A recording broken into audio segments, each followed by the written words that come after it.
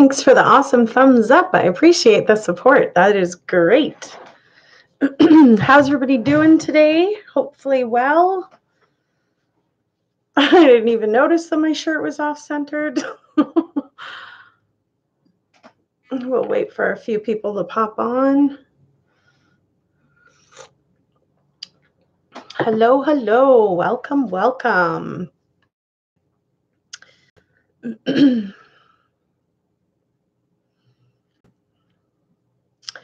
Hello, Joyce. Cherry, welcome. It's the first time I've seen you here. Thanks for saying hello. Welcome, welcome.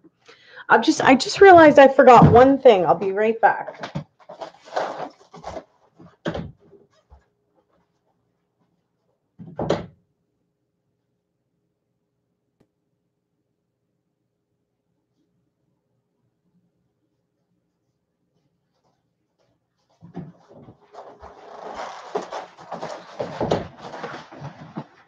Sorry about that, guys. Yes, welcome, Joyce. First time I've seen you here, so it's a pleasure to have you join. Where are you from today? Hello, Chica the Fika. Because it could be Flicka too, right? Chica the Flicka. Hello, Patricia Waits. Hello, Heather. Yes, having a good day. You're finally early. Aw, welcome. Hello, Purple Rain from Michigan. Hello, Marlena Garcia. Hi, Pam. Hey, Lisa. McMinnville, Tennessee. Nice. Jesus rocks. Hi there, California. East of Nashville. Very cool. Right on. Welcome. I'm so glad all of you could join. And if you're happy to be here, throw up a like sign. I appreciate the support. Today, we're going to be talking about the all-famous family court proceeding that the Watts couple had set up, right? And they had that set up for August 24th. So I've been doing a little bit of digging, and I wanted to look into sort of how the divorce proceedings work in and amongst Colorado. Hi, Amanda. Welcome, welcome. So in Colorado, in order for court to, sort of dissolve a marriage, either through divorce or legal separation, they have to enter, permanent orders addressing all the issues. So the following requirements have to be met. One of the spouses has to be a resident of Colorado for at least 91 days to file the petition. 91 days has to have passed since the summons was served on either spouse. And Colorado must have personal jurisdiction over the respondent's spouse. And if there are any children, which there was with Chris and Shanann, Colorado has been their home for as a state for at least 181 days. Okay. So as long as like number 1 and number 2 are met, that they, were a resident and 91 days has passed and they were a resident for 91 days, the court has subject matter jurisdiction to at least enter a decree of dissolution or legal separation. So we know that Chris and Shanann were already discussing in August with the real estate agent about selling and moving and downsizing in a sense, right? So now, like, I guess what I decided to look into was that there's actually sort of a do-it-yourself divorce process in Colorado. And I think it's perhaps very plausible that Shanann and Chris were sort of coming to this resolution of separation. And this was part of the process for that. It was going to be to list all of the debts that were attributed within the house. And it was going to be to list out who is going to sort of, leave with what, in a sense, is how I view that, Finally made it live. Don't know what happened, but had to resubscribe. Oh, well, I'm glad you resubscribed. Thank you. Hello, Miss Coley. usually can't do a do-it-yourself divorce if there are kids involved. Right. So I believe that this was the beginning process for them to sort of set this up. I believe that as much as Shanann really wanted to make the relationship work, she was also very aware that things were not working. And with him sleeping in the basement and all the fighting that was happening between them and stuff like that, her leaving to North Carolina, I believe that all of these little things attributed to, the final result in a sense. But as far as, the proceedings go for Colorado, though, and let me just click into a few things here. Oh, right, I don't need that.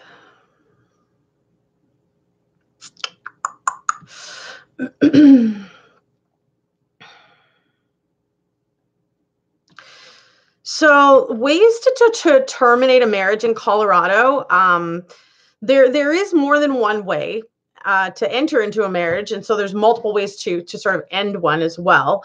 A decree issued by the court, the traditional, all of them with a decree issued by the court, but I mean the most traditional is, and far more most common, is the dissolution of marriage or divorce.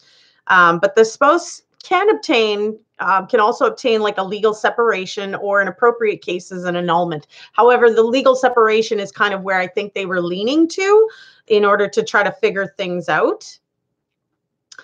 Da, da, da, da.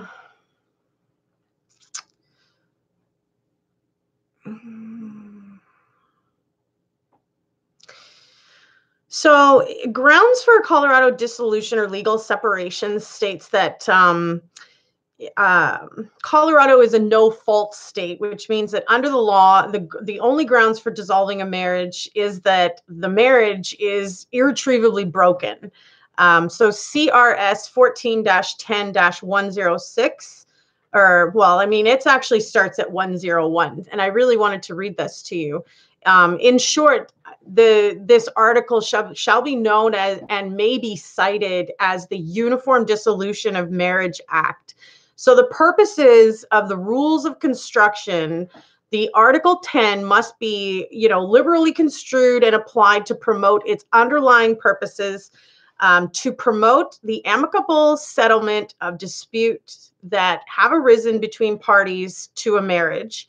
So that's A. So B would be to mitigate the potential harm to the spouses and their children caused by the process of legal dissolution of marriage.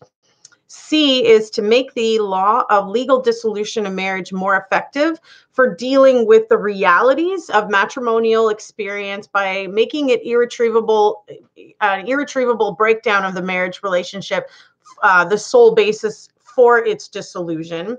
And D, to provide safeguards for the parents with disability, which Shanann would have been, by the way, because she had, lupus that she was diagnosed with. And I mean, she definitely would have been a parent with disability, pursuant to provisions of Section 24-34-805.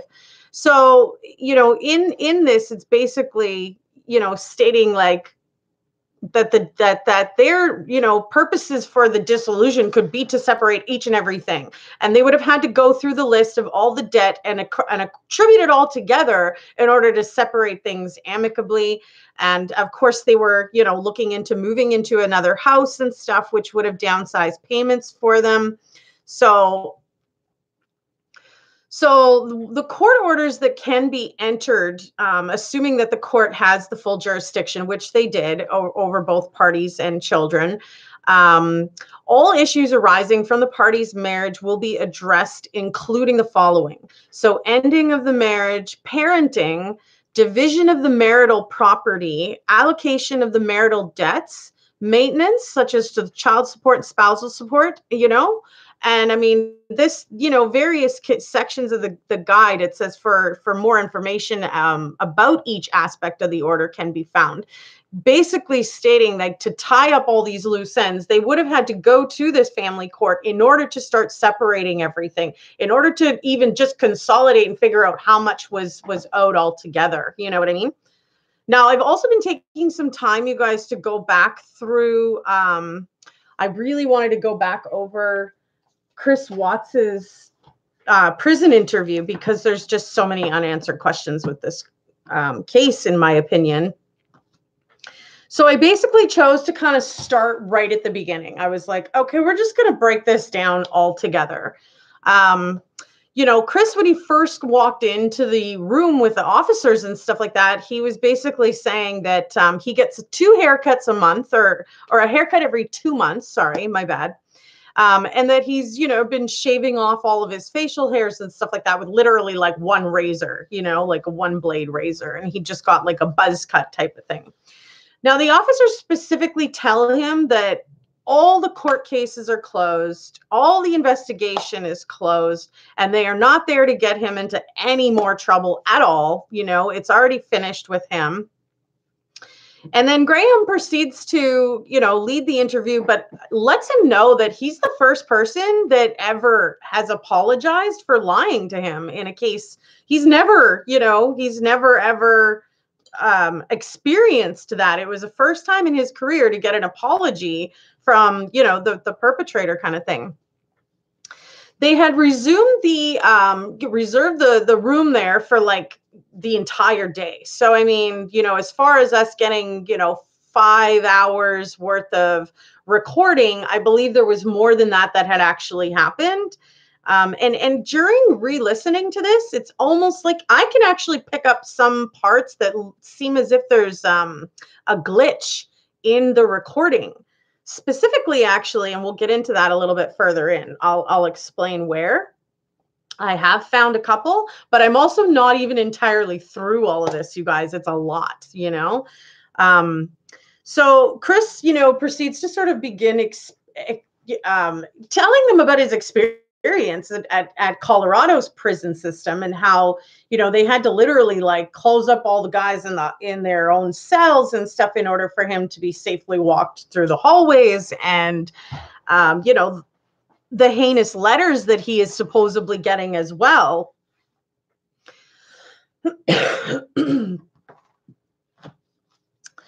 Now, he says that some of the inmates were telling him, different ways he could kill himself and stuff within his cell, and what he could do with his bed sheets and what he could do with his toilet, fill it up with water and drown himself, and all kinds of crazy, basically letting him know, though, that he was not really safe, and trying to sort of peer pressure him into committing suicide and stuff like that. So interesting, though, that people were playing with his head like that, in a sense, Now, Graham proceeds to tell him, like, we have 1,000 questions, which is so true, right? I mean, there's just so many things that don't make sense and don't add up. And even his recount of things are off. So we started off in the interview and they started talking about the affairs, of course, with the Tinder. I believe her name was Amanda McMahon. And then there was Trent Bolt, and, that they met, online, and they were involved sexually for a short amount of time, and, all of this stuff. Chris is pretty adamant that Nicole Kessinger is the only one that he's ever cheated on, his wife with. Yeah, NK sure lied a lot, Joyce. You got that right. So, of course he's saying that none of this is true. Like, I mean, I don't actually know how much of that part we can even believe, because, he sounds believable, but, he sounded believable when he was talking to the media on, August 13th, looking for his family and stuff, right? So I'm not really sure. It sounds genuine, but, again, we're picking this apart because we're trying to see, what could he be lying about? What else is not true here because of all of the history of lies, right? So during talking about, Kessinger being his only affair, he mentions and says, June 1st that they had met and had a work conversation, and that Kessinger had saw, a photo on his phone of the girls asking who they were, right? And when he told her, that it was his kids and his wife was on the lock screen, so I'm sure she saw her before he even opened the phone if she saw the girls, because they were on the home screen, right? Not on the lock screen. So he proceeds to tell the officers she, at that point, left me alone for a little while, right? But then she messaged, again, and that's when everything, went in a lot deeper. Now, he he had gone to San Diego, or not him, sorry, Shanann had gone to San Diego from June 22nd to June 26th. And it was sort of the end of June that they started getting into this major flirting with each other. It's interesting, though, that now looking back, he seems to regret ever having met her. He really wishes, it seems like. He was, he even states that he could kind of see sometimes when God gave him an out, like, go to the game with Lindstrom, Jeremy, and he chose to go with Nicole, Nikki, as he calls her, to the other game, so he admits that now he's looking back, he realizes how shitty of a decision this was, because he also admits, you guys, which is odd, even though he's a bit passive, he admits that he's always been the pursuer. And he also admits that even though he never dated anybody in high school and stuff, I mean, very short, like a couple of 6-month relationships, nothing really, it was him that was always the pursuer, And so it's interesting to hear him recap some of these things in a sense. And that, it was him that persistently went after Shanann. And it was him, I guess, that I ultimately pursued things with Nicole. Well, I guess we should call her Nikki, because Nicole Atkinson is in this story as well. I don't really want to get the two confused as we're chatting, right? So, I mean, it's interesting, though, that he didn't really have any kind of a significant relationship throughout high school at all. He was always just focused on his studies, according to him, and he wasn't that into girls or whatever, right? He was 18 when he moved out, but he was 25 when he met Shanann, right? He met her in 2010. He was actually with a divorcee, actually, just prior to being with Shanann. He was helping her through things in a sense, and then she ended up meeting somebody else and sort of bailing on Chris, and Chris ended up meeting Shanann. Shanann was always the, strong head of the household in a sense. Even in her own life, she was very dominant and in control of things, right? And he very much noticed that. And I think it reminded him a lot of his own mother, seeing that she was very much in control of her own household herself. You know what I mean? So, it wasn't until like their first meeting at Thornton Park where, Chris Watts realizes that he kind of has a little bit of a thing for Nicole Kessinger, right? And then he notices, like, as they are hanging out, that she wants him to make the decisions. She wants him to decide what they're going to do and where they're going to hang out and what they, what they're even going to eat or whatever. Like, he felt like he was more, his opinion mattered, and, she wanted to do what he wanted to do. They were into the same things and stuff like that. On one of their dates, they had actually gone to the Shelby Museum, which I checked into, and it's actually only open one day a week on Saturdays until 4 p.m. So something in that story about they went to the movie theater and the movie was sold out. And I was pretty sure that I heard him say that was around 4 o'clock. Yet, he says that they were over at the Shelby Museum and they're only open till 4 o'clock. So I don't know if I misunderstood something in that, but it definitely kind of was like, huh, what was that? Because the Shelby Museum in Colorado is only open on Saturdays. So very interesting. All right. So further, we go into the fact that, Nikki's into the drag racing and the camping stuff he's always wanted to try. And, that they had gone to a drag race in Vandermeer and they had gone camping at the sand dunes in National Park, spending some time together and stuff like that. But in the back of his head, he's always sort of regretting, like, what are you doing? He's questioning himself, like, why are you doing this? You have a wife and kids. It's almost like he was seemingly regretting it, So at about 33 minutes into this conversation, you guys, it appears, well, they start talking about the kids and they start talking about Cece and the book that he reads to Cece, and, that he's reading scriptures to her now. So I would imagine that he's sort of trying to have a relationship with the spirit of her.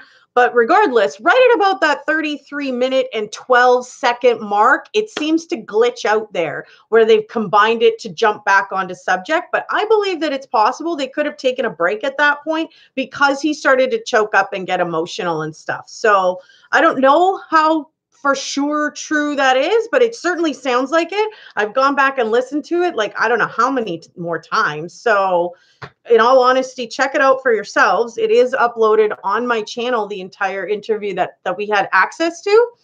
And if you just go to that 33-minute mark, you're like, it seems to have been cut and clipped together in a sense. So but he specifically says like he kind of regrets meeting her, he was barely home like the entire month of July. And it was even one day on July 4th, actually, like Shanann was trying to call him to talk with the kids at like 7 a.m. and he is frantically trying to, make it so that he's at home so she doesn't see that he's somewhere else sleeping in someone else's house and bed and whatever. And Shanann was of course furious because she already had like an inkling and a feeling that something is going on with him. Something's not adding up, something's not right, and she even said that to him, like, is there someone else? She felt like there was.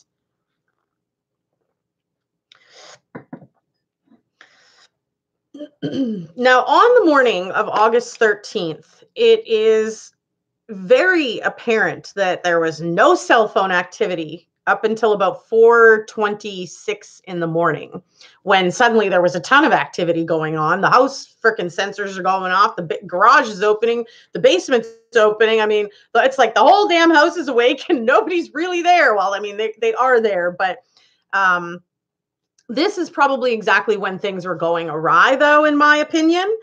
It's interesting that Chris describes him being controlled by something else, where something else just took him over, like evil or something, and he was, couldn't sort of stop even what was happening. The anger that he says that he felt, and the rage and what she must have saw in his face seemed to bother him a little bit, Yeah, I don't know about disengaging them, because even in this interview, you guys, let me just find my notes here.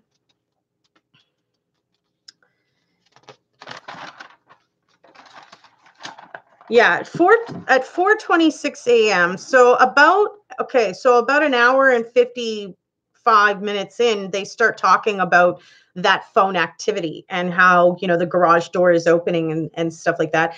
Chris is stating that he didn't work out that morning, but the officer specifically says the Vivint sensors were going off. The basement door was open, the garage door was open. So the Vivint sensors were still working, or else he wouldn't have said that, right? So was somebody else there, is what I'm wondering. Was there somebody in the basement? And they didn't really come flat out right and ask him that, but it seemed like they were kind of insinuating they were right on the border of it. Like they were right there about to ask about it, but they didn't. You know what I mean?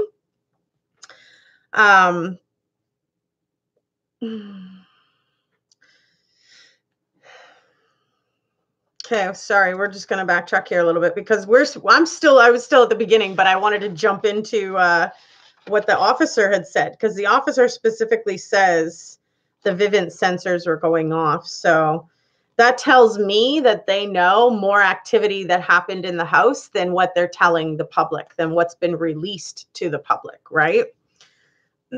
So August 6th, he spoke with his mom and dad after the nut incident, and we all know about that. And he was sort of not really, he didn't really know how to handle that. He certainly wasn't very, I'll handle this one, babe, kind of thing. He seemed to be kind of stuck in the middle, like, between his mom and him, they were both sort of pulling at each other in a sense. And excuse me. in his explanation to the officers about his rage and his different feelings of how he felt now about his wife compared to how he felt about the new girl, even realizing that the new relationship was a little bit more, spicy and whatnot. But he definitely knew it was wrong. He even says that when he was with Nikki, he felt it was weird for the first time. And the last time he was with Shanann, he felt really weird again. He didn't know who he was. He was very like playing like Jekyll and Hyde, right? Two different men or whatever, trying to maintain a double life in is what I see that as. But he saw himself as being able to be more of himself with Nicole. And it seemed like he couldn't really think for himself when he was around her, in a sense, as much as they could decide via him what they were going to do or where they were going to go eat or whatever.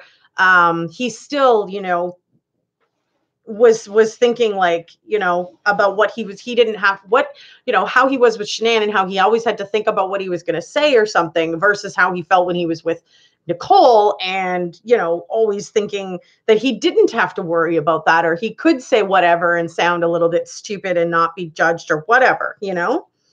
But he also states, did he wake up that morning knowing that he was going to get on top of her, knowing that he was going to murder his wife, basically? And he says, I didn't want to do this. As in making it sound like he had some forethought. Like, I've thought about this and I really didn't want to have to go this route, but I did. And he even said, like, Graham asks him straight up, you've never thought of this before? And Chris replies, well, I don't want, and then stops, cuts off his sentence and goes into other thoughts. You know what I mean? He basically doesn't entirely answer that question of, have you thought of doing this before? Did Shanann ever make you that mad that you were going to do this to her before, and that you've actually thought about this, and this was just the day you were following through with it? They asked him why Shanann didn't have any, like, wounds, like why was there no defensive wounds on him from Shanann? And, he says that he didn't know why she wasn't fighting back, that her arms weren't pinned, Interesting, though, and heartbreaking to know that Bella heard something through that and ended up waking up, seeing him wrapping Shanann in a sheet, I'm just going to heat up my coffee. We'll be right back.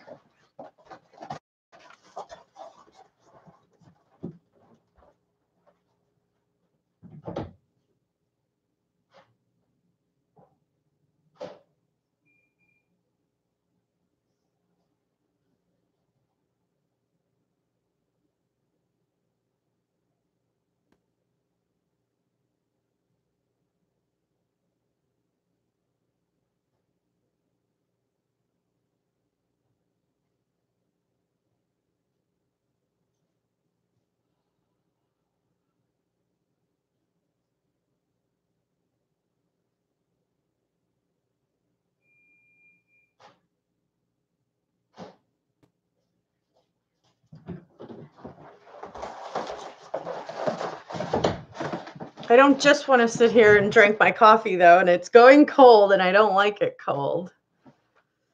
Let me catch up on a couple comments. I haven't read any.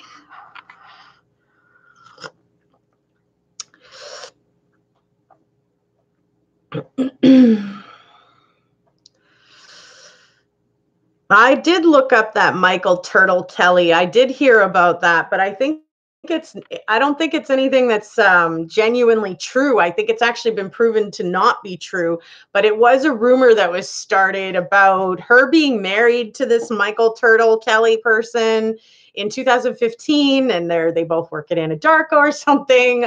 It's not true, though, from what I can see.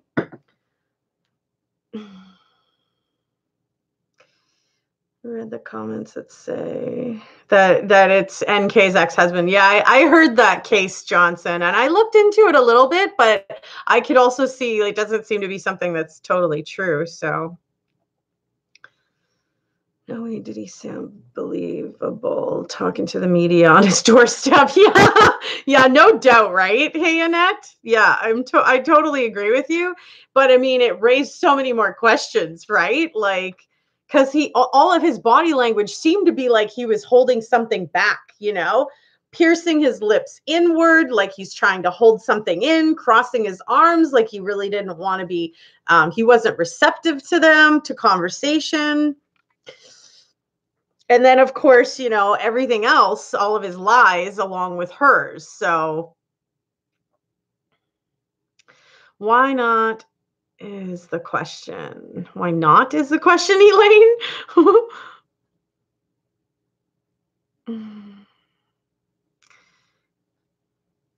Did they ask Chris Watts about Michael Kelly? Well, not that I heard, no. But I'm literally going back through this and picking through it now at this point. You know what I mean? Because I do want to hear every little thing. So, again, at about an hour and 9 minutes into, this entire thing, they are, of course, questioning about Bella and Cece and how they died. And, Chris starts crying in a sense, and he's so upset and he doesn't really want to continue talking about that, stating that being a dad was like the best thing that, was the best part of his life. And he took it all away, and, something was controlling him and he just couldn't stop it. At a minute 16 seconds, he oddly states that he couldn't I have saved my daughter's lives, kind of thing, questioning himself in a sense, which is really, really odd. He states that Cece was, first, and that he'd used the Yankee blanket over her head and he strangled her, which, we all know, anybody who's ever, read all the information that was available to us, that that's not actually how the girls died, right? The officer specifically tries to give him an out here and says, okay, so what about Bella? Where was she when this was happening? And he says, right beside her. And he proceeds to say, okay, and so you did the same thing to her, but without the blanket? And Chris corrects the officer and says, no, I used the blanket, And he was like, oh, okay. And then goes into discussing how it was his anger and his rage, and he, lost his mind, and, he just kind of snapped or whatever. There's a couple things that I'm going to look into finding for you guys. So I've made myself some notes. But I think there's more to this for sure. I'm just going to say that. Now, the first date with Nicole Kessinger was when Shanann was in North Carolina, and they had gone to that, park, Thornton Park, right?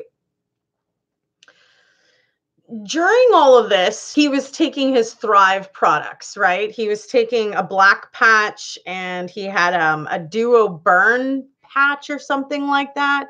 Basically, he says that the burn patch was basically like a fat loss patch, and it was like working out all day long but never having to actually work out. Your heart rate was just go, go, go, go, go. He never slept. He further explains how he would be hanging out at Nicole Kessinger's house and he'd just fall asleep on a whim. Like, just they're sitting there chilling, and next thing he's sleeping, he just falls asleep. He was sleeping like 3 hours a night, admittedly, by his own words. Now, with Colorado being a 50-50 state for divorce, and the fact that they were already sleeping in separate rooms, Shanann is telling him, like, I know something's going on. You know what I mean? I know there's somebody else. I can feel it, kind of thing. You're so distant or whatever, That during August, they started making contact with Anne, who was their real estate agent, to start looking into getting the value of their house and finding a new one and pre-approving for that in order to have a easy-ish transition from one to the other, right? It's sort of asked, what was his point about calling the school? Why did he decide to do that at, whatever time in the morning there? You're like 8 something, right? Actually, might have been earlier. I think it was 7 something. In his mind, he says that he's thinking, you know, what did I just do? Like, what have I done? And he seems to be sort of like poorly trying to cover up his tracks and make it appear as if they're just gone, right? At a minute and 36 seconds and about half of that, so a minute 36:31, it seems like we have another type of a glitch that happens in this recording. But at 44 seconds, so a minute 36:44 seconds, Tammy says to him that it's odd. I'm sure that he did sound odd when he called the school because he was drunk. And I'm like, did I hear that properly? Actually, would love to pull that up right now so you guys can hear that. We're going to listen to that. A minute 36 and 44. A minute. An hour. Sheesh. 36. Okay, so I'm just going to rewind it to minute 36 and 14 seconds. Let's hear this.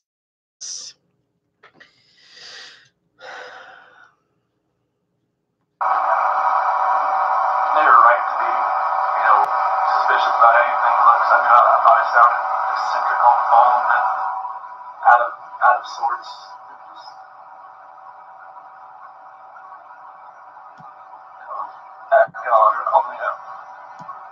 I don't even know what they were thinking. They heard me. I think you felt weird, but I don't know how you would not sound weird, like you said. Did you guys hear that? So, hi, Carol. How are you?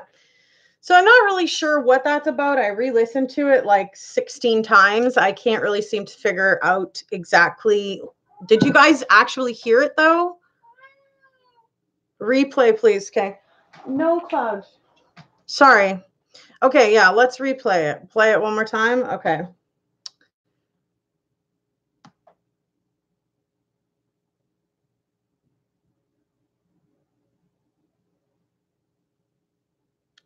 Come on, baby.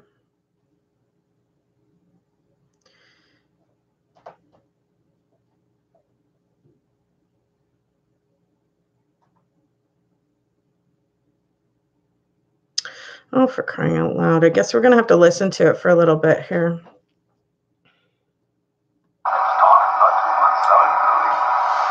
She called her house, like her apartment, like her, I don't know, like her, kind of like a shield, or kind of like her, she had another word for it, but. Like her safe place? Yeah, like a safe place or something like that.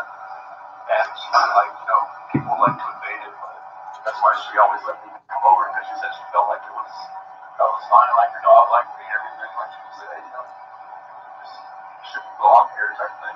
Oh, okay. So you and Shanann, did you talk about selling the house? And at what point did you some discussion there with Ann Meadows? Yeah, she had sent an email about like how we would go about like selling the house. Yeah. And I think Ann told her about Ann was always about getting pre-approved. Just like like if you're gonna sell your house, get pre-approved for like another house, so it's like much faster. Yeah, so just quickly transition from one to the other. When did that happen? Remember? I think it was right before we left. That had to have been like first week of August, somewhere around there. I think she might have contacted her. So the plan was maybe to buy a house. I think you told me in Brighton, think about buying a house in Brighton. Yeah, just like she liked that Adams 12 school system or something. Yeah. So I think that's what Brighton is at. Yeah. What were you thinking about when you called the school that day, on Monday? I was freaking out. I didn't know, I was thinking in my head, like, what I just did, what I just done. And I didn't know, it was stupid to do anything. To call school, to call Ann, to call anybody. But 30 seconds, she's going to say it. Suspicious about anything, because I knew I thought I sounded eccentric on the phone and out out of sorts. No, 15 seconds. I don't even know what they were thinking. They heard me. I think you thought it was weird, but I don't know how you would not sound weird, you know, like you said. So.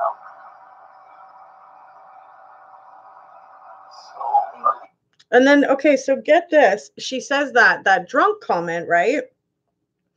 And then she proceeds to tell him about the GPS coordinates on his truck, that he had stopped, you guys. He stopped at 11 a.m.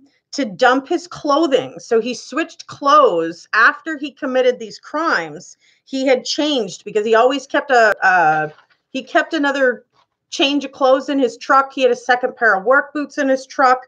And so, I mean, I don't know if this is the right place because you can barely hear how she says it, but it's called, like, I think the roll-off dumpster. It was a red construction dump thing or something. And so he stopped there and actually dumped his clothes before he went to his house where he met Nicole Atkinson and the very first responder police.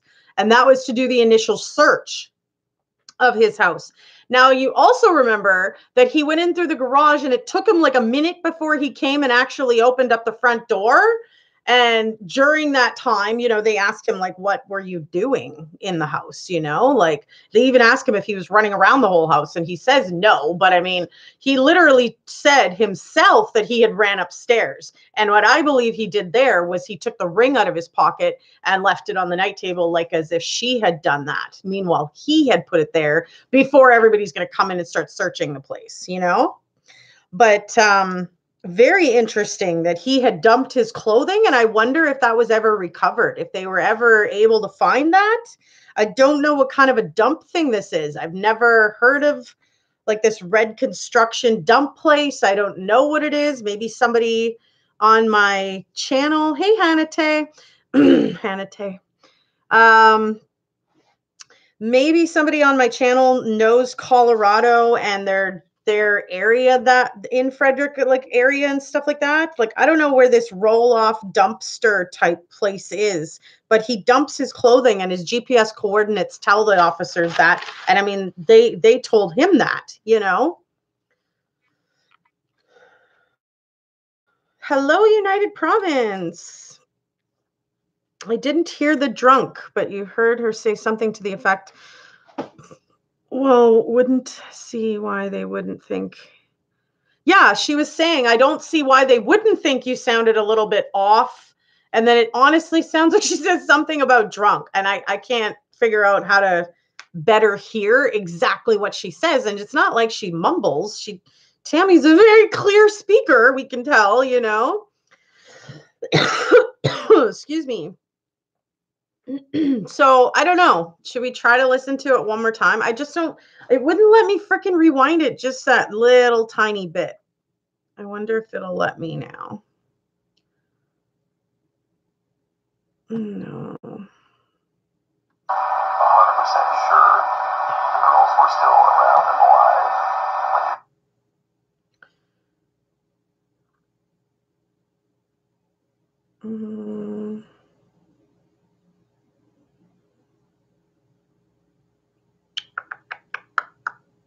Yeah, I don't want to make you guys like re-listen to like minutes worth, but it sounds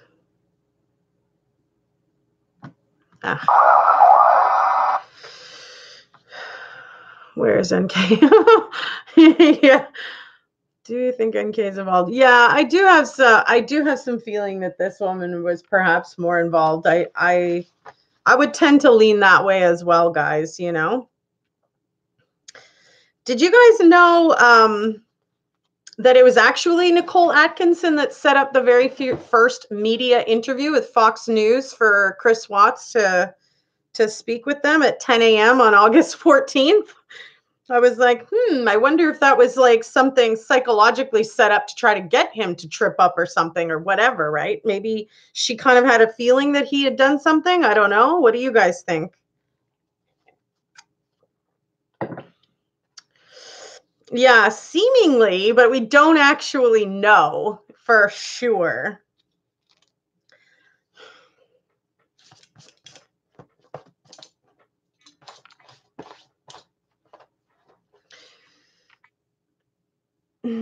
Yeah, she did set it up, and I wonder if she had done that almost purposefully to see what he was going to say, you know what I mean?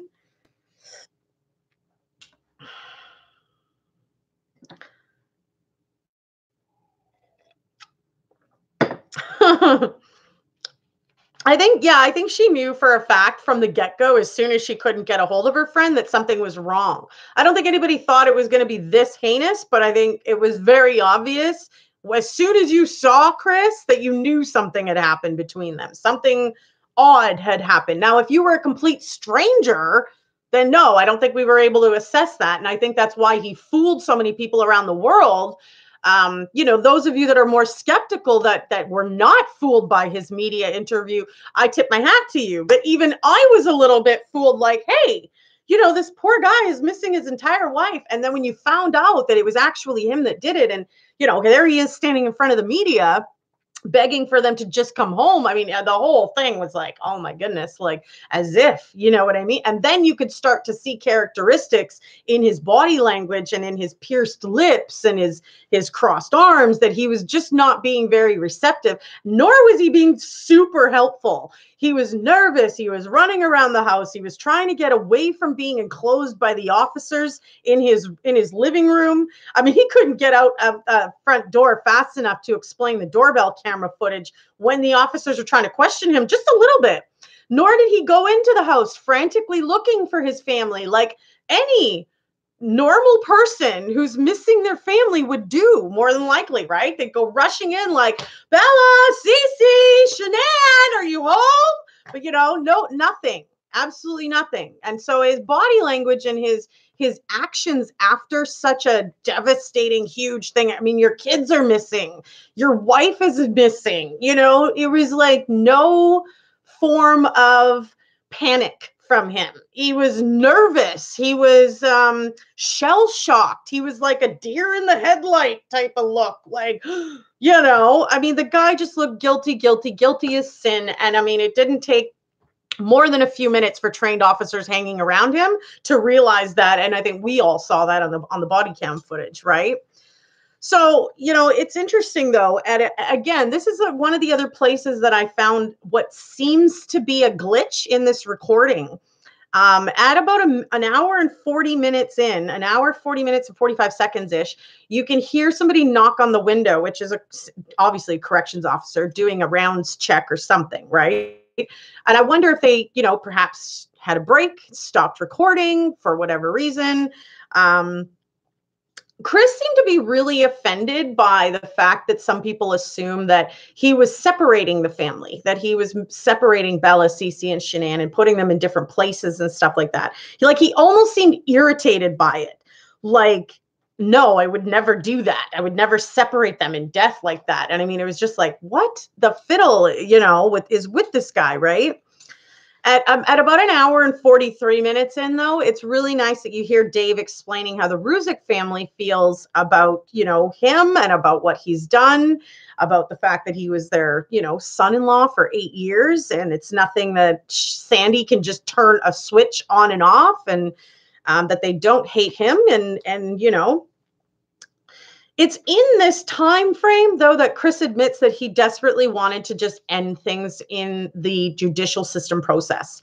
And he had tried to end things in the judicial system process in September. He was telling authorities in the prison system, he was telling his lawyers, I just want to plead guilty. I want this over with. I do not want them having to go through another 2 to 4 years of, you know, flying planes back and forth from Colorado to North Carolina to go through the pain and agony each and every time. And, you know, it was told to him in like September that it was too early. Like the investigation was just so still ongoing and everybody was in the middle of everything. You know, that he couldn't plead guilty yet, you know what I mean? But I mean, therefore, by Halloweenish, they were going out to see the Ruzick family in order to put a plea on the table about the death penalty and get their thoughts and feelings on all of this as far as what they would like to see punishment-wise, right? So it's interesting though that Chris is trying to tell his attorney John and his assistant Sylvia and Tate, like, I just want this over with. I just want to end this. And he sort of wasn't really able to necessarily end it right when he wanted to, right? It had to prolong a little bit to try to get some things figured out. So at a minute or an hour and 52 in, Tammy says, what other things did you do that maybe we missed, And Chris proceeds to tell her about, the Apple phone and the Apple Watch and how he had turned those off and he had hid those and he had thrown the self-help book into the garbage because he basically thought there's nothing else to work on now. I mean, he just killed his wife. So, I mean, obviously there's nothing to work on anymore, right? And that he had taken her ring and, of course they were trying to figure out like, well, what were you going to do with that and stuff. And you could tell that he's sort of holding back on that where, he doesn't necessarily want to say that they would have liked to have gone and found the value and perhaps pawn it or sold it or whatever. But you could tell that it was there, you could see he was sort of stopping himself. And I mean, then of course we get into the conversation about all the activity that started at like 4:30 in the morning. And I mean, it was just like there was nothing before that on their phones. And next thing you could see all these steps and all these sensors and all these things that are going off in the house because it is wired up with Vivint and it is, sensitive as far as any movements, right? So the garage door is opening and then you've got the basement door opening and you've got the Vivint sensors going off all over the place. And Chris states that he really has no idea why the basement door was even opening. He thinks perhaps it was because he may have had to go down into there to get the garbage bags, but later sort of seems to backtrack stating that he got the roll of garbage bags, he thinks possibly from the garage, right? So he's sure that he probably did not work out that morning. He's really pretty sure about that. So I don't know, I wonder if you guys think was Nikki there, could she have been in the basement during all of this or not? You know what I mean? But it's also interesting that the cops are telling him, like, we knew about Nikki before you had ever told us about Nikki. You know what I knew? They knew about Nikki before he was even polygraphed. They already knew about Nikki within 24 hours. They were like, who is this side chick? You know what I mean? And then when Nicole Atkinson had set up the interview, at 2 hours and 5 minutes in, it's stated that Nicole Atkinson had set up an interview with the media with Fox News for 10 a.m. on August 14th. And Chris Watts had literally called his friend saying, like, what should I do? And, his friend was like, you probably shouldn't do the interview. Like, don't go there kind of thing. And then of course, they asked Chris about his communication with Nikki during this time, right? He had talked to Nikki via text on the 13th, that he says, but what's really interesting about that communication is it seems as though Nikki was being extra cautious about not wanting to get caught for something because she's questioning Chris different things to make sure that she's actually talking to Chris and that it's not the cops who have Chris's phone. So she's quizzing him about things that only he would know, about questions that only he would know the answer to, such as like her yoga studio name and what else was it? Asking something about like the dog, and like she was just questioning and making sure that she's actually talking to Chris, which to me is suspicious. Like, what are you so worried about that even if you were talking to the fucking cops, what are you so worried about? You know what I mean? What is it that you could say to Chris that you don't think that you could be comfortable enough to say around the Colorado Bureau of Investigation or the Federal Bureau of Investigation that you had to be so secretive to make sure that you're talking to Chris tells me that you think that you're guilty about something. And then she's proceeding to tell him to delete everything, delete all of their conversations and delete all the text messages and stuff like that. She seemed to be paranoid about, the cops having his phone. And it was really, really weird,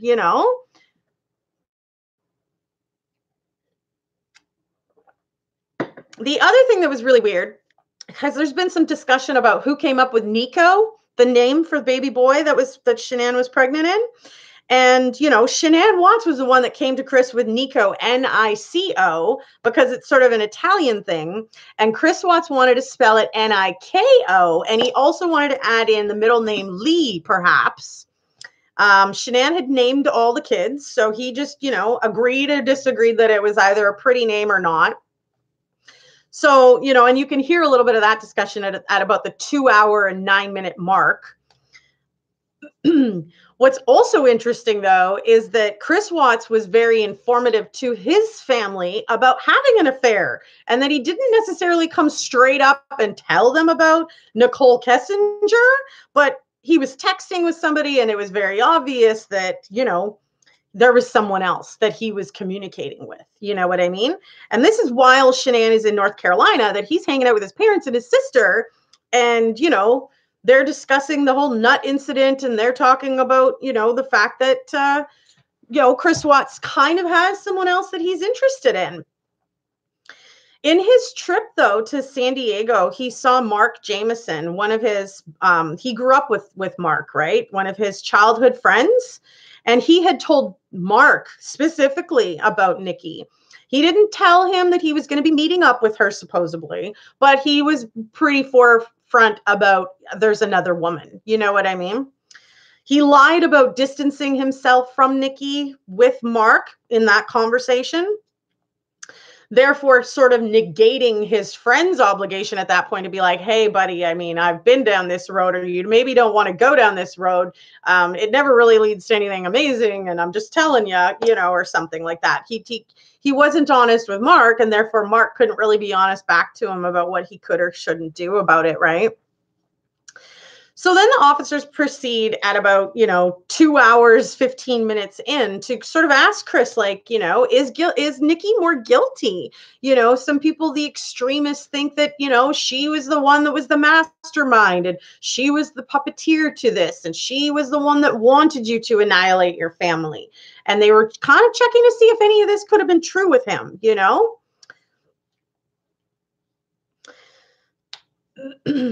In that little bit of conversation, Chris admits and says that Nikki is actually bipolar, which, he's had to sort of talk her down in the past, and she's been a little bit uptight and sort of a little aggressive, I guess, at times. And she always knew that she was kind of the second chick. You know what I mean? And she, I think that she made Chris feel very obviously about that. You know what I mean? I think that she, like the July 4th incident where he's waking up in her bed at her house, and Shanann's calling at like 7 a.m, wanting him to talk with the girls, but yet he's not answering the phone, and he's scrambling to get the heck out of Nikki's house to get to his house to have a normal background in the picture, so that she doesn't realize that Chris is with another woman and he had slept somewhere else, right? So he goes barreling out the damn door, and Nikki, she realized that day, supposedly, that she was always going to be second place, according to Chris, and that, like he just ran off because he needed to, communicate with his kids and his wife, and he couldn't do that from within Nikki's place without Shanann realizing that he was somewhere else other than home, And then, of course, at 2 hours, 18 minutes in, they're asking Chris if Nikki knew that Shanann was pregnant. And of course, what's the answer, right? Like, of course he says no, but that's a bold-faced lie because of the fight that we heard about from Nikki, and that them two actually argued about the fact that it maybe wasn't Chris's baby, and that, would she be mad to find out that it was his? Just a sec.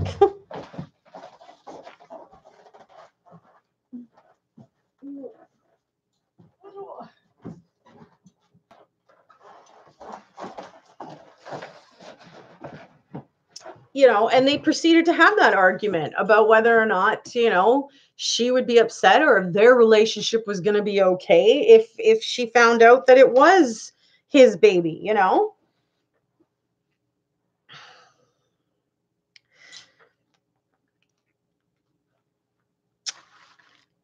So I'm going to continue going over these things because I think it's important to sort of talk about these little details together. And we're all very interested, in all honesty, about how, how this all happened, why it all happened, who is actually to fully blame by it all, So tell me your thoughts, guys. You're welcome, Amanda. Thank you for joining. If you guys enjoyed this, throw up a like. I appreciate that. Sorry, I've got so much freaking hairs and dust flying around me. I'm like, but definitely, throw up a like sign and give me your thoughts and opinions. I do have more to bring you guys. I wanted to actually show you that glitch at the 33-minute mark as well. I don't know if you guys can hear it very well. There isn't any background noise here, so I was hoping that you could.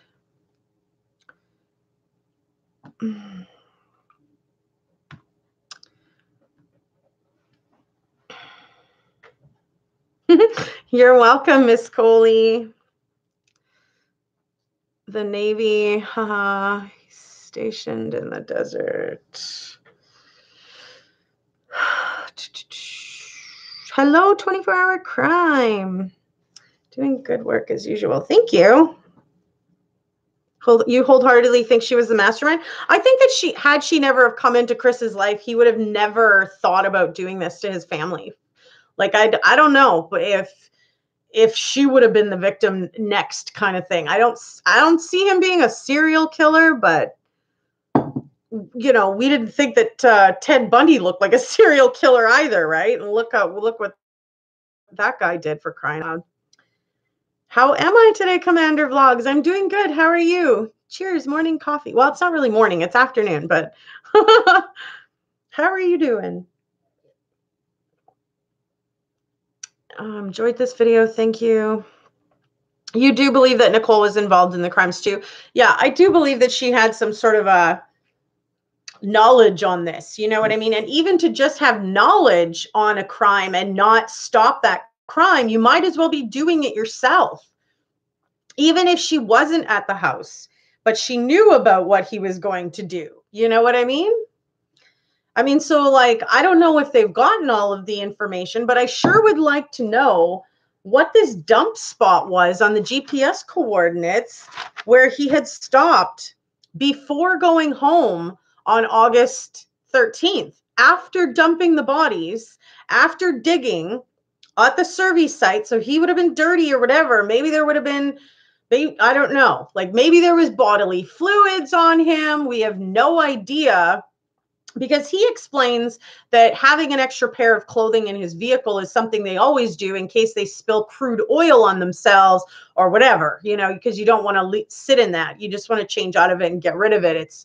It'll just eat away at the material, I guess, and then it'll irritate your skin. And all the way around. So, it's just that kind of a job that if you get a little bit on you, well, you just change and chuck out your dirty clothes and you keep going or whatever, right? Thank you, Lady Shala. Thank you.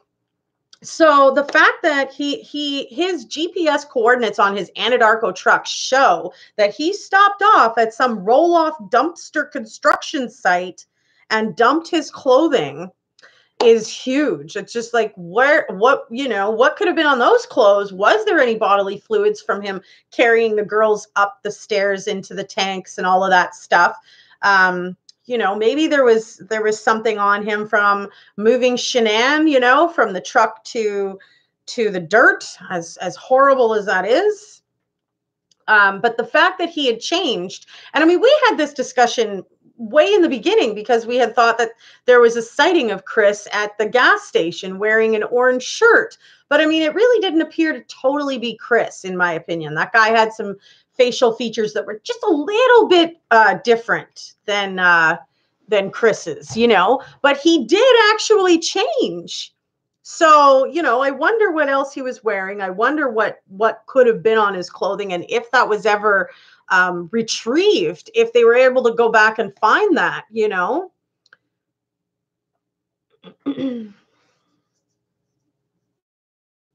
Oh, you're so sweet. Oh, thank you, Stephanie Herb.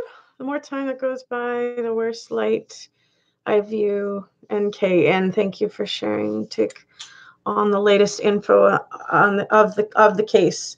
Well, I appreciate that, Stephanie. That's really sweet of you. Just rendering a video and responding to a ton of comments.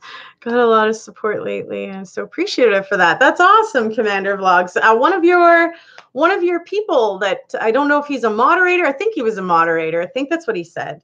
He came over to the channel on the last live and asked what I thought about you, and I had good reviews. I was like that, you know, your inspiration for getting healthy and staying healthy, losing weight, and watching the progress of it is inspirational. It's really good of you to do that. So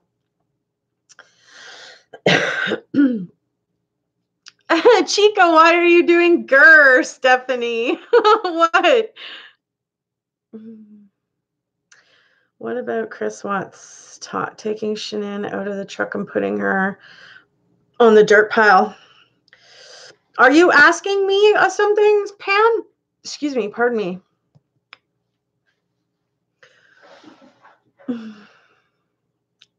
Yeah, okay, so I was just mentioning how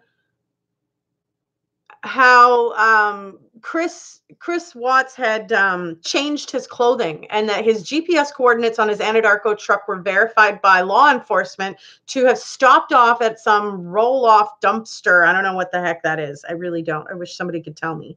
Because I've never been to Colorado. I don't actually know what this is. But it was some sort of a red construction dump bin or something. Is kind of the, I don't know.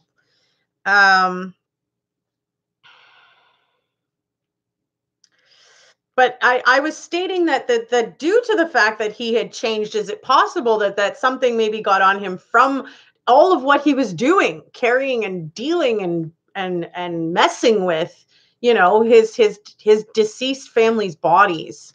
So it was stated by law enforcement that they had seen that he had stopped, and he admits that yes, he had dumped his clothes. Not that.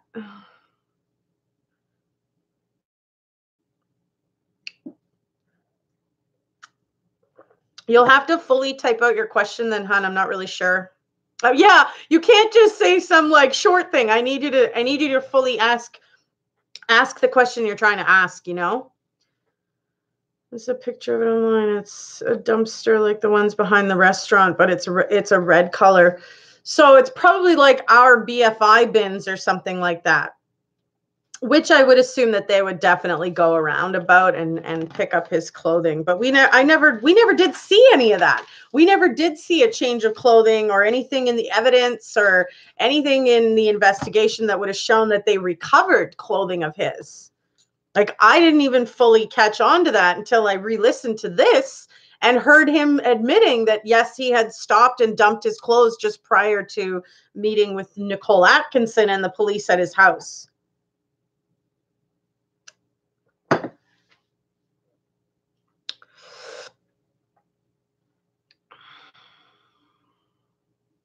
Yeah, no, I think that the progress of what you did, I wish I would have thought about doing that for myself when I went from like 318 pounds down to, you know, 180 or whatever it was when I kind of halted there. But what you're doing is inspirational for anybody else out in the world that wants to do that with their own lives. So that's really awesome of you. I wish I can't remember your name, Commander Vlogs. Sorry. All right, Pam. Chris Watts said he took Shanann's body out of the truck and put it in the dirt pile, on a dirt pile, meaning the grave was pre-dug. Yeah, but it was a very clandestine, shallow grave. So, I mean, and Melissa had actually seen him with a shovel, which was one of his Anadarko employee co-workers. She had saw him with a shovel in his hand when they pulled up. The only thing the girls, I think the only things were the girls' blankets and sheets Shanann was wrapped in that were found in his truck, along with a rolled up garbage bag. Like, he had black garbage bags he used to put on Shanann's head and on her feet. Thank you, Bunker.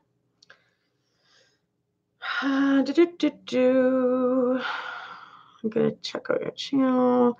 Never heard of clothing was recovered. I never heard of clothing was recovered either, Miss Coley, but after hearing him admit to that, I'm wondering where that is and if it was recovered. Probably not anything that's even maybe pertinent, but, you know, it was the clothes that he used to murder his family in. Journey of an eBay seller. Hi, new here. Do you think maybe he was dropping off his clothes and you mean at Kessinger and Kessinger dropping them both off? Who knows? That's very possible because he was certainly dumping his clothing. So if anybody was with him, you know, that would have been maybe a prime example. Because had she, you know, maybe drove her truck there as well and parked there or something and went with him the rest of the way.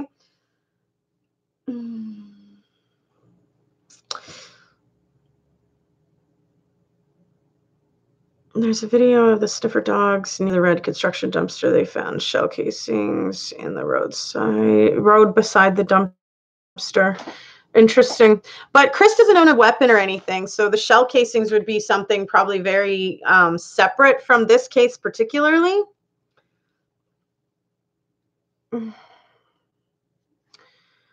Claudia, Ivy, Queen, Sherry, there's a better audio of this latest confession. Well, I'll have to go in through, you know, Colorado and see if I can't acquire it, you know. But as far as I know, there's just the one. I don't think there is any other ones. I don't think that it took that long for him to actually dig that shallow grave. No, I don't think it took him that long either, Stephanie. Totally agree with that. Miss Coley, dang, sure you're doing great at your weight. I was 318 pounds back in like 2004, you guys. So this is already like dang near 2 decades later. So we're good. You know what I mean? I've long maintained. I think I stopped gaining at like 2008, 2009, and then just sort of plateaued and stayed at that, at the weight that I am at, you know? Yeah. Well, and it's also really interesting that he keeps saying strangled. You know, we all know that the girls were not strangled. They didn't have a mark on their neck at all. They had no contusions, nothing on their neck to state that they were asphyxiated in that manner. They were asphyxiated in the manual manner over their mouth. That, you know.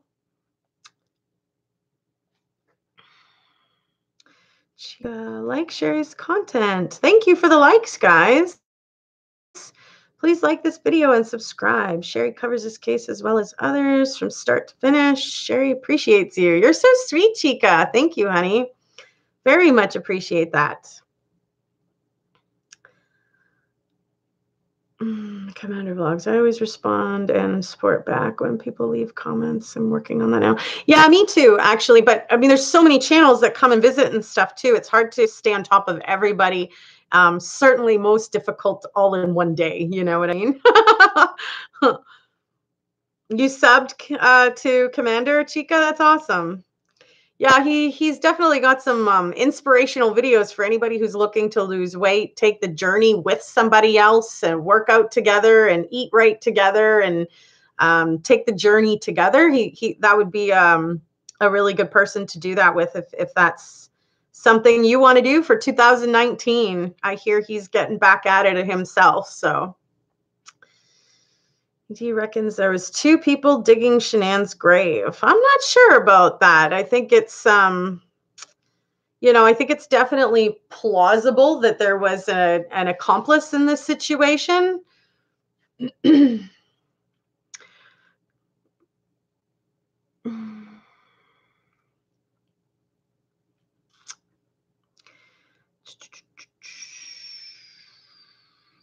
You give me credit for maintaining. Nice. Thanks, Miss Coley.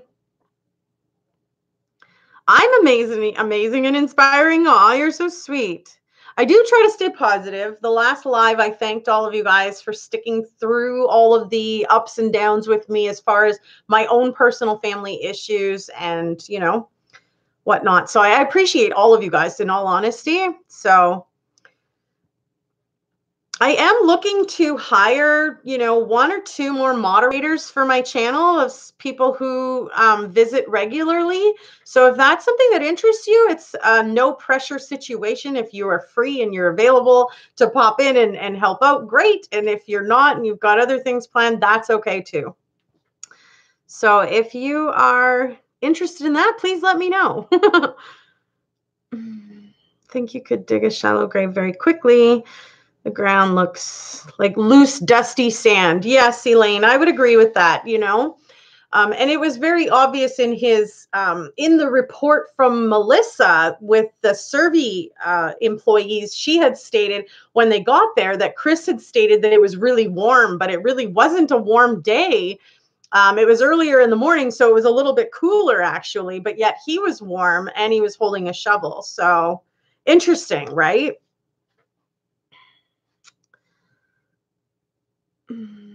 You were 310 pounds.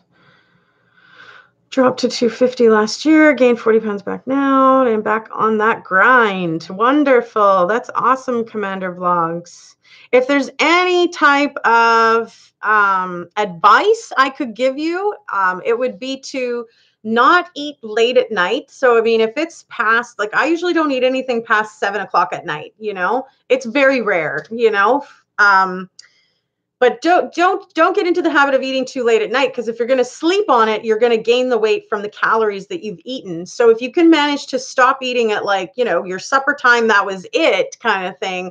Drink water, have tea, have whatever else, drink wise in a sense, but try not to eat any foods. You know what I mean? And then drink lots of water during the daytime to fill yourself in between snacks. I'm a meat and veggies type of person, so I don't really eat a whole lot of carbohydrates. But those are my only really good advice keys that have helped me to maintain keeping my weight off, you know. Journey of an eBay seller, Carol, I do. I think so too. It's covering for what he and she or +1 did. Yes, I would agree. There does seem to be some sort of a covering up here, and why he doesn't seem to know even all the details that he should know about supposedly being the killer of his girls, you know. We can help motivate each other. Yeah, that would be awesome. What is very quickly for digging? I honestly, you know, he had motion going in the house at 4:30 in the morning, and what, by 6 he was on the survey site supposedly, right?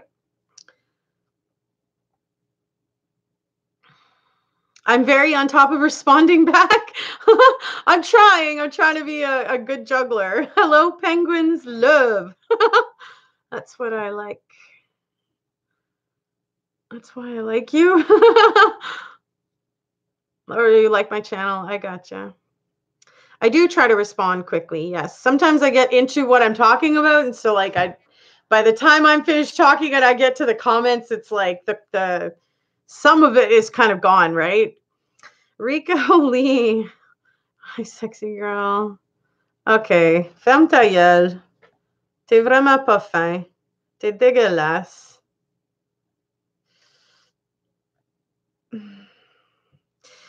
Okay. Take care. We got you back to work. Nice. Got to go back to work. Nice seeing you reading. All right. Very nice, Claudia Ivy Queen. Have a great day. Much love. The dumpster was near the new houses being built at the rear where he lived, like 2 or more roads back from his house. Interesting, Annette. Well, you know, and I would hope that those clothes were recovered, you know. I'm just going to grab one more coffee. I'll be right back.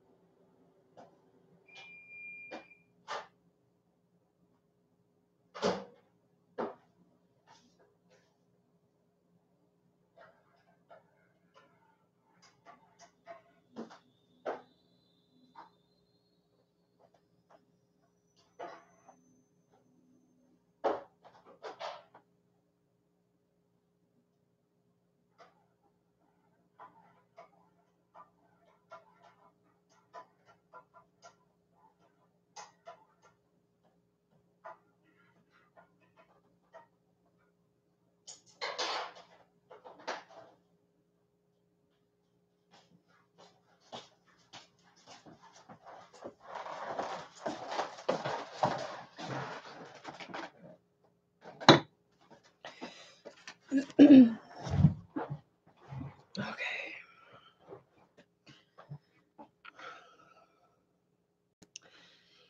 Yeah, lunch meat is not super great. I mean, because it is kind of more fatty and stuff. If you can cook yourself up like a chicken breast and slice it, or a roast and slice it, that's far healthier.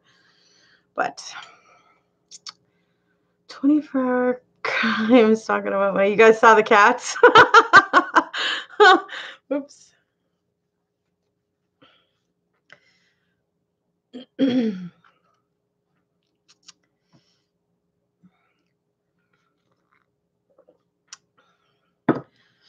Everybody's body is different too, though. So, like personally, I don't eat pancakes. I haven't had pancakes in years because there's so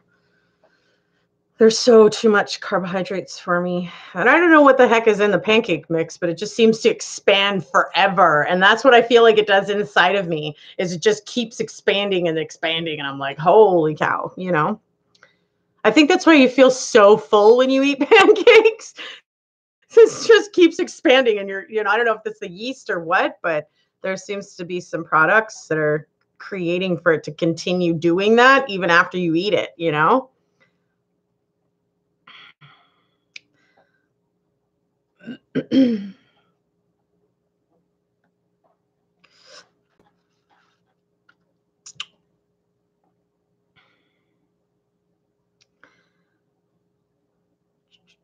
You videoed it for people to laugh at you. What? You'll never try to make pancakes again. That's too funny. I haven't even seen it yet, but I could just see you try to flip it. And it's splattering everywhere. It's folding. That has totally happened to me. You are not alone. Too funny.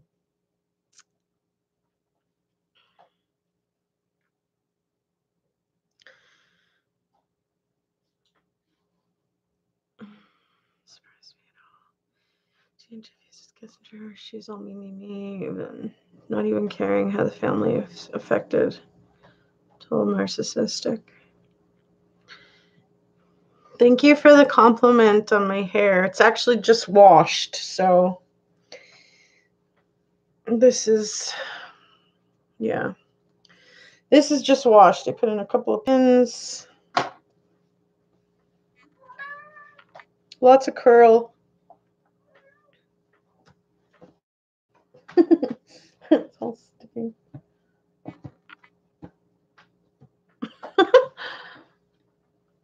But, yep. Au naturel. Purple rain. I have to put it right full name correctly, and it will work. Why, what was Purple Rain asking about? Hey, Valerie. Have you heard the third interview of NK? FBI interviewed her at the park. She was interviewed outside, and I did hear that interview, yes. Kitty is hosting. You're funny, Heather. I don't know how to highlight the names. That's what I thought you were maybe asking about. Jason Juggler. New here. I found you in the YouTube live section. Well, hello, Jason Juggler. Welcome, welcome. Cooking chicken breasts, huh? I do cook teriyaki sometimes, but if you can try to get away from all the sauces and stuff like that, you'll do a lot better. So my channel is about true stories. If you're still here, Jason, I don't know. Today we were talking about the Chris Watts investigation and his prison interview, whether or not Shanann and him were planning on starting the divorce separation in a sense in order to divide debt and figure out what child support or alimony support was going to be payable, and look into, moving their separate ways. Yeah, you're funny, Carol. You never find the cats at the couches. Elaine Williams. Hello, hello. Sherry looks about 21 years old. Yeah, no.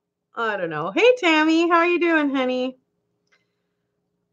I thought Jason is a man's name. Men are few here. No, yeah, I guess we tend to have more of a female audience, but it is very unisex. It's very open to both sides, you know?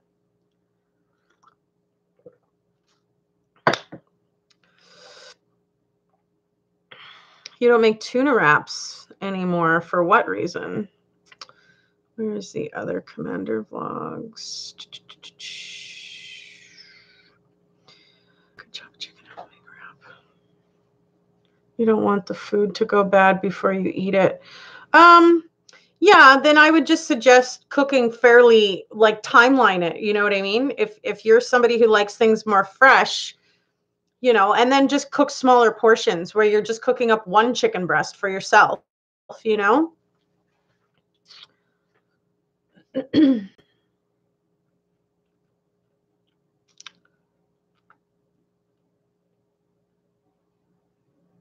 Cute kitty. Thanks. It was hard to hear the interview outside. Yeah, it was. There was a lot of traffic and stuff. You like my hair, the edgy Indian? Thank you. The sauces are so good, though. I totally hear you. Try to minimize it then. If you can't get rid of it altogether, just make it a lot less because it's usually calories associated with every tablespoon or teaspoon. So you want to be careful with that. Because if you're going to add in like 150 calories of sauces, by the time you hit a meal of it, just the meal, then you're looking at maybe like 5 or 6 or 700 calories, depending what you're eating and stuff. Usually only one calorie intake a day is what, like 20. You could Google it for your height and weight size, but it usually isn't.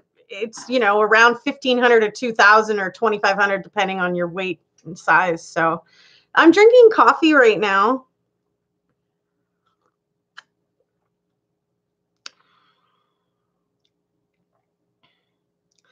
Without the sauces, I feel like we're just eating to eat. You can flavor things up with spices instead of sauces. Just don't use a lot of salts because, again, that wouldn't be good for your arteries. When someone types your name, you see it highlighted. Yeah, no, I hear you. I think you have to do an @ sign or something. I'm really not sure, hon. I don't see it highlighted here, though. Yeah, especially and see, Annette, I would say, like, if you're somebody who's not very active and you're just sitting at an office and you're really not moving around that much, you wouldn't necessarily want to eat a big breakfast. It depends what your lifestyle is. You know, some people need snacks throughout the entire day, no meals. Like they're not even having one meal. They're just eating little bits throughout the entire day because they're just go, go, go, right? But I mean, for me personally, I wouldn't be able to eat a really huge meal in the morning if I wasn't going to be moving around very much. You know, I would eat a smaller meal.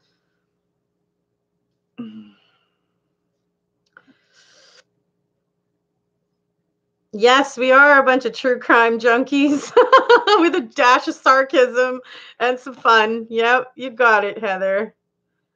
Hey, Laura, you made it. Just joining, Sherry. Hope you got all my messages. No, I'm sorry. I've been busy. I can't usually answer them all at the same time. Like, I can't do these ones and keep my story. I'll check it afterwards. I do see that you've sent me some, so I'll check it afterwards.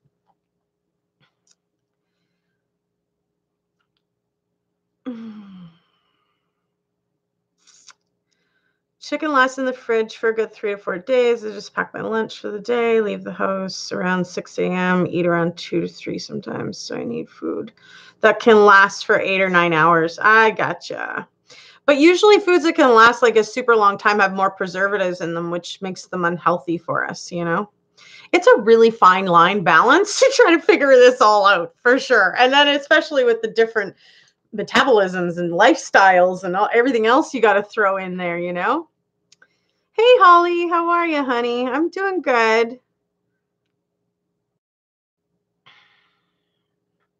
You've never had to count calories. You lucky woman, Chica. I wish that food had no calories. Too funny. Right? We're all gonna like block Chica now because she can eat whatever she wants. No, I'm just kidding. It's too funny. Excuse me.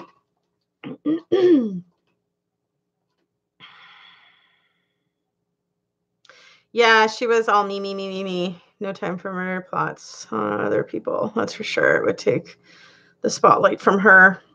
Yeah, I don't know. I mean, she definitely seemed to have some of her own issues in the sense that Chris had to sort of talk her down and talk her, you know.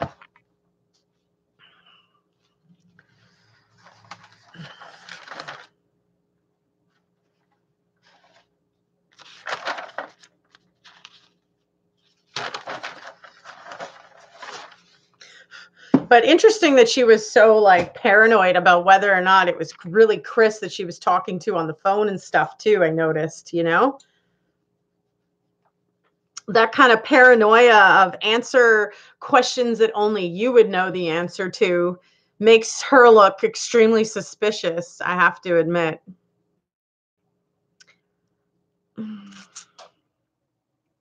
Thank you for all the likes, guys. I appreciate that. Hey, if you're new to my channel, don't forget to hit that subscribe button. We have a lot of interactive conversations here, and everybody is welcome. Everybody.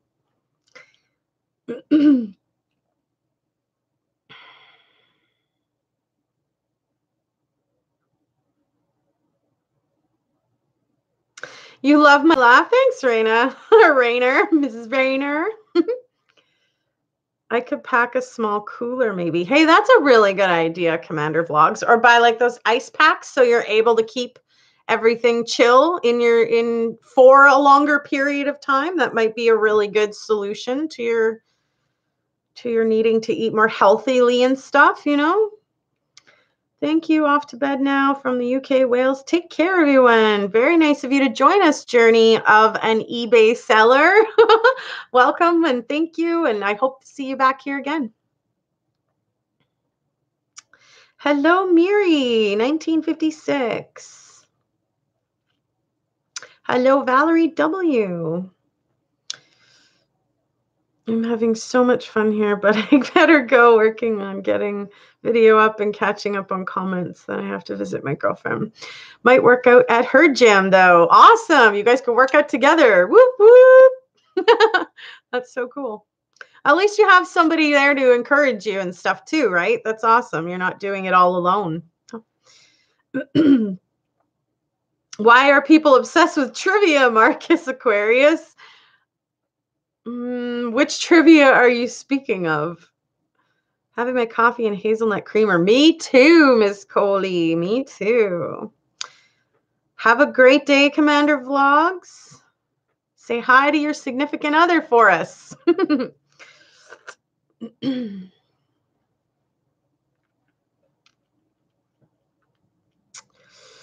was strange and weird how Tammy and Cutter didn't pick up on that on Christmas with NK's paranoia.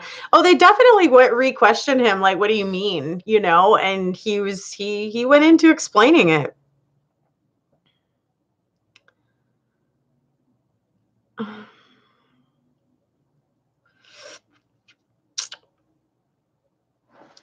Yeah, NK is bipolar. But everyone will subscribe. Aw. I'm sorry to make 5 or 10 minute video for giggles and laughs. Oh, I didn't even see that, Pam. I'm glad you repeated that because I didn't even notice. I could maybe do that. I don't know. I don't know about that long. 5 to 10 minutes. I don't know. We'll see if I could push a 5-minute one, you know. What is my face coffee? You mean my fave coffee? I don't really have a fave. I don't know. I can't do McDonald's coffee. It just hurts my stomach. And Starbucks is a little strong too. I can't really, like, I could maybe do a mocha with them, but again, their stuff's really strong, so it hurts my stomach. Marcus Aquarius, this is a lovely channel. Welcome, and I hope that you subscribe. Hope to see you back here, you know?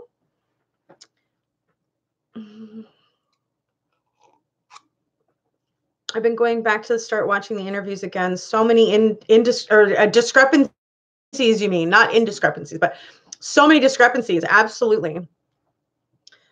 Yeah, and their stories just completely, are contradicting themselves and stuff like that. It's like, what the heck really freaking happened? And, how? And well, like, I think we know the why, but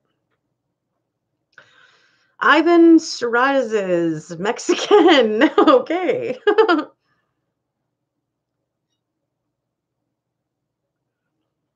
Never ask him about the doll picture. That's true. They didn't.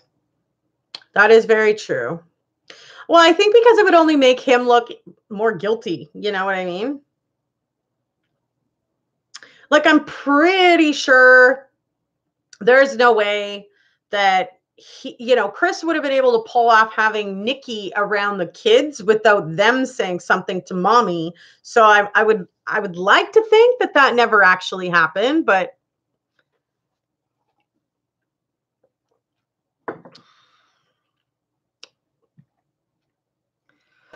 why do you think they made prints of Chris Watts's bare feet, Valerie?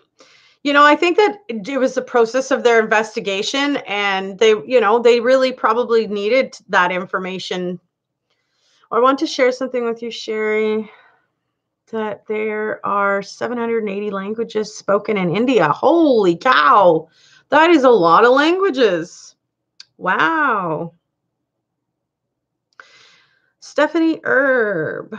My friend is bipolar with paranoia and actually has hallucinations, scary visions with her mania. Oh my goodness, that is scary.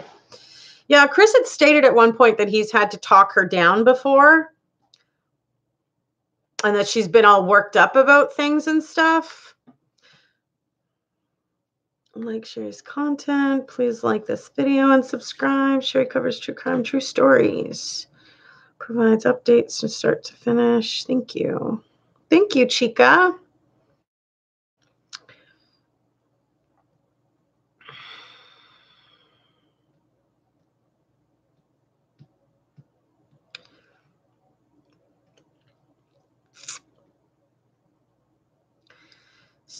So Annette says that they took the feet prints because there were footprints on the black plastic bags found around the bags that were on Shanann. Just cut and paste your giggles. Who knows her state of mind with her involvement? Yeah. Very interesting for sure. Frozen strawberry frappes from Starbucks are delicious. That sounds amazing. Seriously, I don't know why I didn't know that they had all those other cool drinks there because I never really go there, and we don't have one in my town. You have to go an hour to the city to go get a Starbucks. So from where I am. But that sounds amazing. Yummy, Holly, for sure. No, yeah, they didn't ask him about the doll, but I feel like it would have just made him look more guilty, like he was planning that in a sense. You know what I mean? That he was getting extra frustrated. But who knows, you guys? I really don't think this is the last time that they're going to be talking to him. I really think that they are going to be going back. They're going to be asking him some questions and perhaps even re-asking him some of these ones to see if they get a different answer. You know?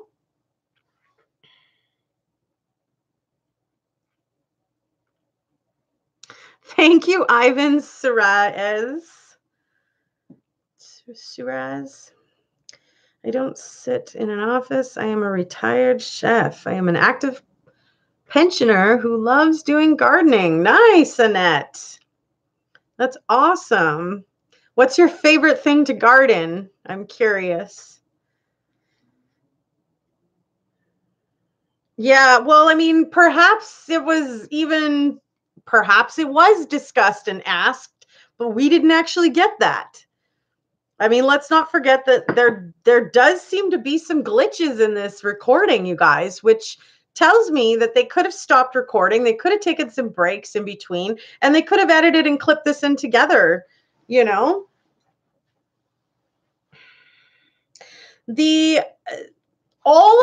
So Graham Coder specifically told Chris Watts that all of the investigation is closed, all of the case is closed, and that they're not there to get him into any more trouble, and that nothing that he says will get him into any more trouble. Basically trying to comfort him that you can tell us everything and all the truth now because there's nothing that's going to come back against you. So I definitely think that there's more to this and that he is going to be spoken to again. And, you know, we're going to get to the bottom of whether or not there was a secondary person there that helped him with any of this, you know?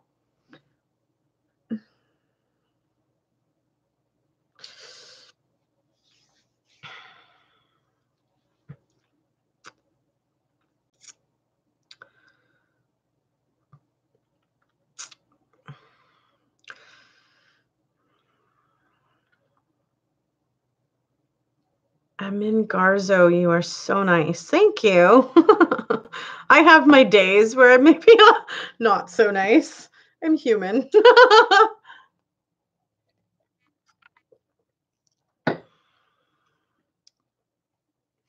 Yeah, they may have asked about the doll. They may have gotten a heck of a lot more answers than what we got. And, you know, the pieces that we got were what they wanted to release to the public. Because let's face it, I think they probably knew that we were going to run with this because everybody who was interested in this case that had ordered the case files, that had read through the disclosed document, we were already very invested. I mean, so we were anxiously awaiting after hearing of another interview in the prison system with him to get some more answers. And what did we do? We heard it and we got more questions like, oh my gosh, you know?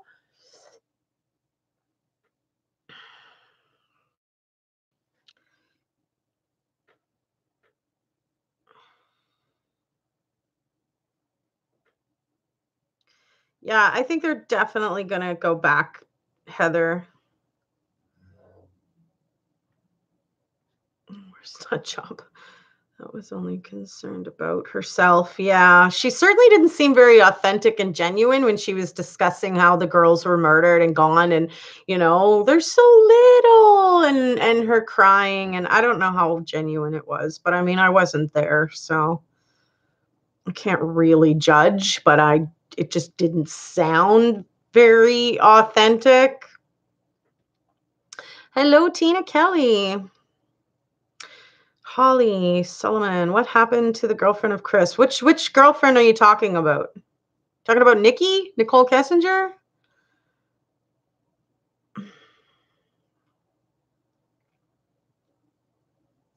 Yeah, the law enforcement certainly did make an amazing team. Yeah.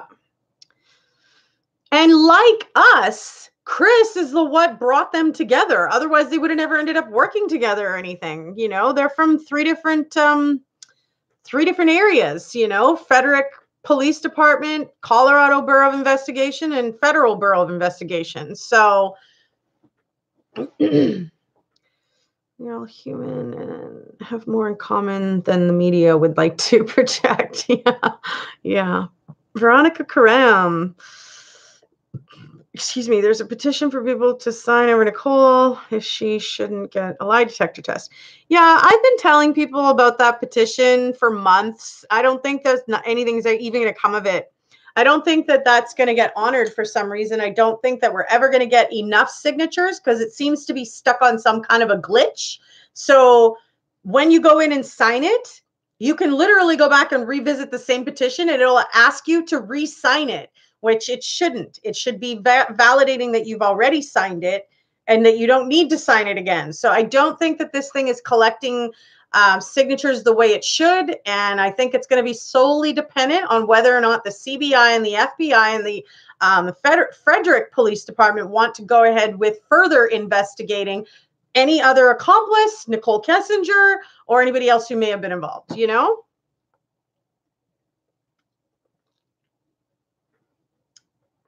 I know, right, Veronica? I was shocked when I re-logged in and saw it asking me to re-sign again. I was just like, this thing is clearly not calculating anything anymore. So I'm not dependent on that. I'm dependent on whether or not the authorities want full justice in this and what they're going to do with their investigation. It's really up to them. You know what I mean?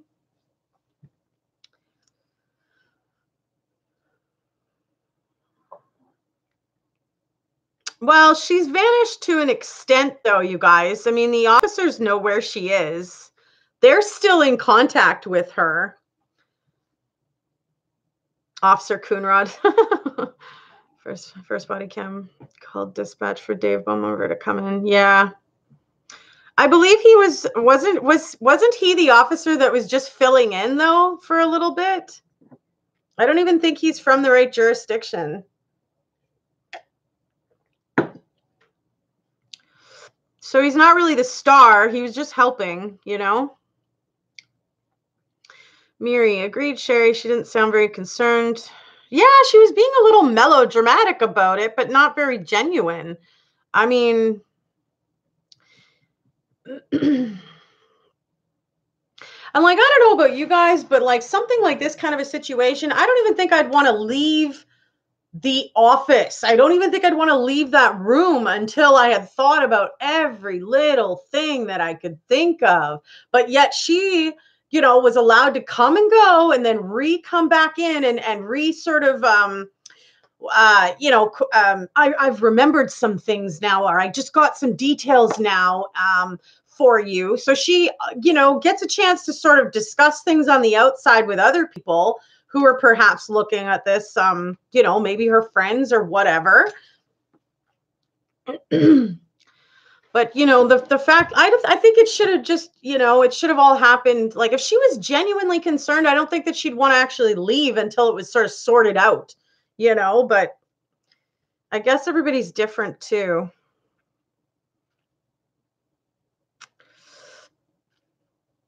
I didn't really think that Officer Coonrod was necessarily like the you know, the star of this, but I know he was very helpful and that was awesome, you know. Okay, moved out of the state with a new job in September. Well, and I also heard that with those, the Anadarko jobs and stuff, there's certain things that you could even do straight from home. So she could have just been, you know,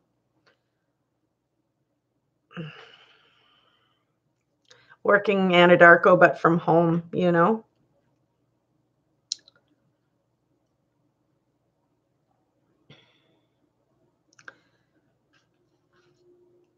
Hey, Soul, how you doing, honey?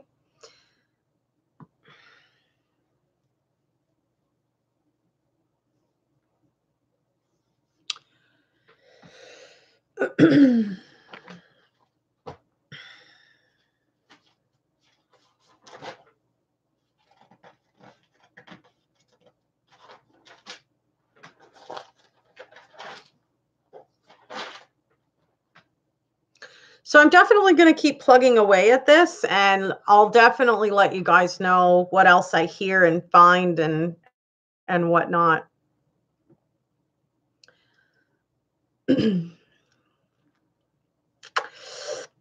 If not for Officer Coonrod, Detective Bumhover would have not been involved. No, he would have been.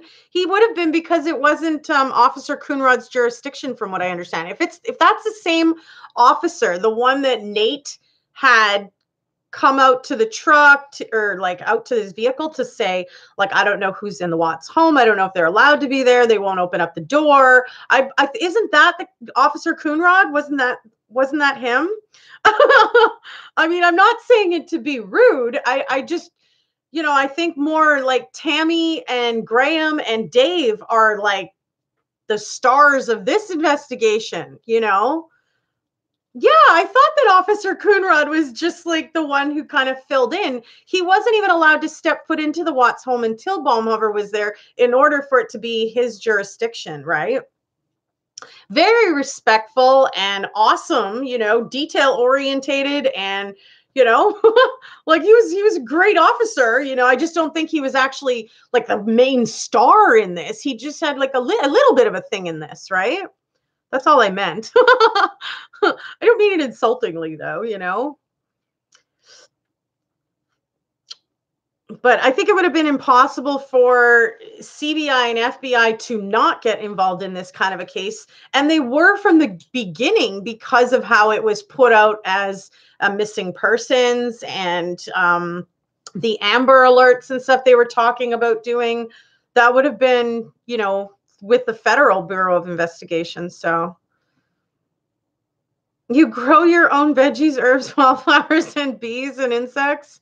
Huge fish pond, 3 cats. Right on. That's awesome. Heather says, I personally think she was drugged up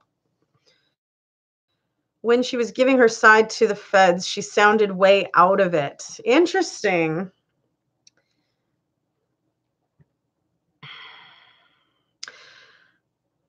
Pam says, Scott Coonrod. I'm wrong. Coonrod walked in. He is the officer who decided to call for bum murder. He's a star. Okay. All right. Well, I might be mistaking who we're talking about. So Elaine Williams, was he the cop that arrived first to Nicole Atkinson's house? Very plausible. Very plausible. No, I'm not mistaken. Okay. All right. Hello, Hamid Faridi. So I'm definitely going to keep you guys posted. I want to go through the rest of this. It takes time to sort of write everything down and really listen in as to, all of his responses and maybe even some of those cut off sentences where he starts to say something, but then kind of backs off of saying something. Definitely makes it look like, he's hiding some things, and there's some more truth to this that needs to come out.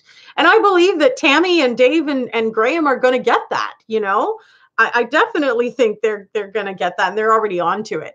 They were on to the fact that Nicole Kessinger was involved right from the beginning. So, that less than 24 hours in. So I'm pretty sure they know a heck of a lot. You know what I mean? I'm just going to heat up my coffee.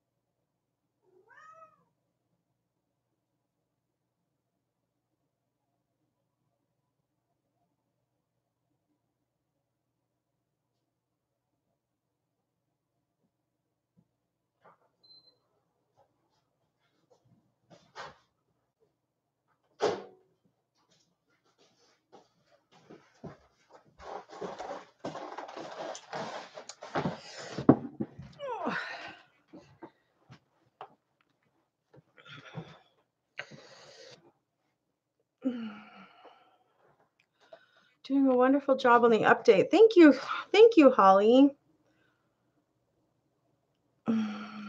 Annette, good job. If only everyone cared about themselves, what they eat and their environment as much as you. Yeah, I think that's a personal choice too, whether or not you want that kind of lifestyle or not. You think he definitely went in the house and searched before detectives arrived. I thought it was really interesting that Chris took so long to open up the front door. If that's all he was doing was going in through the garage to open up the front door, yet he's running around the freaking house. Yeah, definitely vital part, Heather. I would agree with that. Yeah.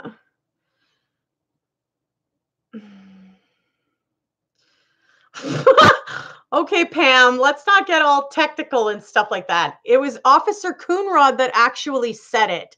So please don't push because you're in the wrong space for that. You can hear him tell the freaking people in the house that was the defense team that he is not going to step into the house because he is not in the jurisdiction. So he's going to wait for Dave Boemhover. So please, settle down is right, you know? And then Heather says they were all a huge team and did a great job. That's exactly my line of thinking on it, is they all played a little bit of a part, and, you know, they definitely came together, all based on this case of Chris Watts. You know what I mean? Did actually he think he would get away with it? Yeah, exactly. Yeah, exactly, Holly. I do hope they go back and interview him again. I do think that they're going to, Miri. And so I would only suggest that you stay tuned for that.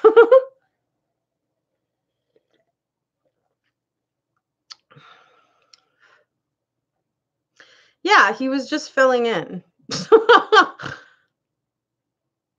Coonrod said it with his own lips. So thank you very much. Maybe go and listen to it again. But it is on my it is on my channel under the defense team being in the Watts home, and never before seen defense team in the Watts home, you know. Tina Kelly. Right. Thank you for the hugs and kisses, Stephanie.